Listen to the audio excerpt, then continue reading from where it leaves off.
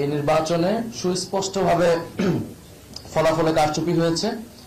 Vote সুষ্ঠু একটা পর্যায় পর্যন্ত সুষ্ঠুভাবে হয়েছিল, আমরা সেটাকে স্বাগত জানিয়েছিলাম।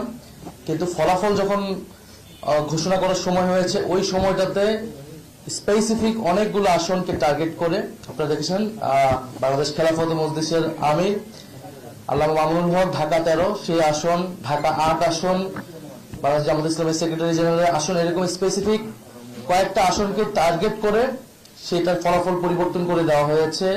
কেন্দ্রগুলোকে দখল করে সেই কেন্দ্রে জোর করে প্রশাসনকে ব্যবহার করে সেই ফলাফল পরিবর্তন করা হয়েছে। এখন যেই প্ল্যানের কথা আমরা শুনেছি, আমরা সেই প্ল্যানের একটা বাস্তবায়ন বা সেই প্ল্যানের একটা স্বরূপ কিন্তু এই নির্বাচনে আমরা দেখতে পাচ্ছি।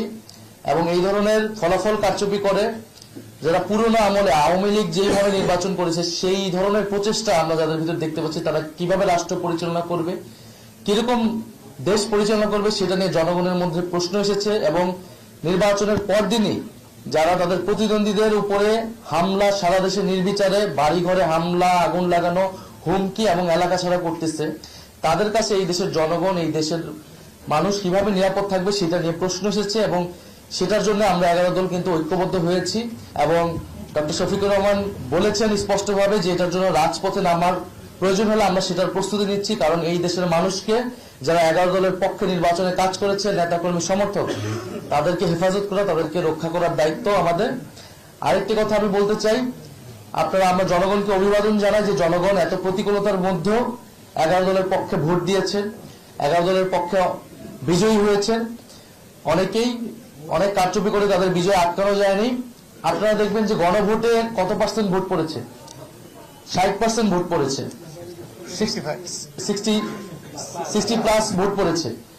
এই নির্বাচনে কিন্তু কিছু সুস্পষ্ট দুইটা পক্ষ ছিল, একটা সংস্কারের পক্ষ, পরিবর্তনের পক্ষ, যারা সংস্কার চায়, গণতন্ত্র চায়, চাঁদাবাজি বন্ধ করতে চায়, দুর্নীতি লুটপাটের বন্ধ করতে চায়, বিচার এবং সংস্কার চায়, আধিপত্য বিরোধিতা চায়। আরেকটি পক্ষ যারা পুরনো বন্দোবস্ত, পুরনো রাজনীতিকে প্রতিনিধিত্ব করেছে, যারা 72-এর সংবিধানকে চেয়েছে, যারা পুরনো যত ধরনের রাজনীতি আছে, যারা ঋণ খেলাপিদেরকে প্রশ্রয় দিয়েছে, যারা লুটপাট দুর্নীতি, সেই একই রাজনীতি করতে চায়।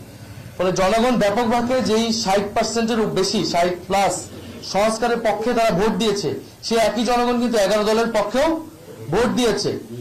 কিন্তু শেষ মুহূর্তে এই 10%-এর মতো ভোট কিন্তু কারচুপি করা হয়েছে, ফলাফলে কারচুপি করা হয়েছে।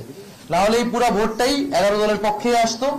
শেষ মুহূর্তে 11 দলের অনেক গুরুত্বপূর্ণ নেতাকে এবং প্রার্থীকে হারিয়ে দিয়ে ক্ষমতা নিয়ে নেওয়ার চেষ্টা করেছে। এবং আমরা নির্বাচন কমিশনে সেটা সুস্পষ্টভাবে এই অভিযোগ জানানো হবে, প্রার্থীরা জানাবেন এবং নির্বাচন কমিশন সেখানে কি ভূমিকা পালন করতেছে, তাদের অবস্থান কি, এর উপর নির্ভর করবে আমাদের নির্বাচন নিয়ে চূড়ান্ত অবস্থান।